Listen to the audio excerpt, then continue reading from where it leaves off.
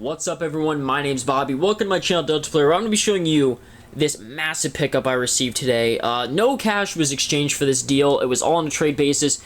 I'm not going to lie to you, there's easily 40 plus PlayStation 2 games, a couple Xbox games, a Nintendo DS, DSi rather, an original Xbox, a PlayStation 2 Fat Boy, and all of this was acquired for trading a original PlayStation 3 Fat Boy piano finish, minimum hard drive, I believe it was 16 gigs, a power cord for it. No AV cables was traded. It was just the power cord, the system itself, and a Logitech, I believe it's pronounced, third-party controller with a copy of Gran Turismo 5. So all that for what is in this box. So let's just dive right into it. This is sadly the only Nintendo product I received. It is a CIB Nintendo DSi Black. So that's really cool. It's always nice to have handheld CIBs in the collection. An original Xbox, which is easily around, I don't even know, like 20 pounds. I'm not even cute. I could put that on the scale and an original Xbox weighs at least 20 pounds. It's ridiculous. That is mail that I picked up outside, and a ton of crappy PlayStation 2 games, but I mean, they're PlayStation 2 games nonetheless. I don't really going to go through all these because I'm not even kidding you. Every single one of these is a racing or some form of racing, and possibly a couple sports games.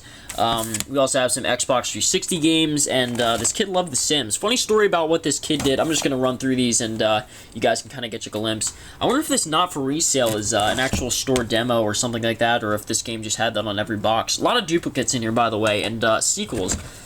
This kid just was really into it. Anyway, so I'm going to meet this this guy who I thought was at least 30 plus years old. He said he couldn't drive. He had to meet me at a Walmart, which is totally fine with me. I go to the Walmart, and I'm looking around for this guy, and he's like, hey, I see you. And I'm like, okay, I don't see you. He's like, hey, I'm right in front of you. And I see this little kid waving. He's about 13 years old, and literally is on a little bike, and I'm like, oh my god. And I walk up to him, and I'm like, hey, man, like, how old are you? That was like the first question I asked him. I didn't really even introduce myself. This is just a DVD. If anyone's seen this movie, recommend it to me. I'm probably never going to watch it, but anyway, kid gave me a free DVD. He's like, 13, and he's like this little Mexican kid, and it's just, it was so funny, and I'm like, oh my god, like, I knew I was ripping him off with the PlayStation 3, but I mean, he was well aware of what some of these games were worth, and still seemed fine with the PlayStation 3 trade. It was either that or $100, so, I don't feel, how do I feel ripping off a little kid? Well, I'll tell you, it's not really that big of a deal, because whenever I was a little kid, I got ripped off too. And I would have gladly have traded up my Nintendo 64 games for next-gen successors. Like, so, I mean, I was in his shoes one time as a kid as well, so I don't really feel that bad. I know I'm going straight to hell for other things I've done in my life, but hopefully this little kid thing, not so much. I sound like Jared. I keep saying little kids. Jared from Subway, rather. So yeah, there's just a bunch of miscellaneous games. I should probably fire through this a little bit more because I'm sure my commentary isn't enough to sustain the excitement for this video. You can see there's a ton of copies of extra games. I haven't powered up this PlayStation 2 yet, but it's nice to have a well-conditioned fat PlayStation 2. I actually traded all mine in to GameStop whenever they were offering $30 a piece for them, which was nice. Sadly, they did end that because GameStop is full of corporate losers. They're horrible people. They stole my childhood for around $5. I'm trying to breeze through these games. A bunch of controllers, some accessories, and then this bag is labeled. They have no cases, and it says does not work in Sharpie. And there's a bunch of games in there. I haven't really looked through that yet. We have a copy of The Sims Pets, so that is a definite like $100 game right there. Juiced, that was a fun game actually.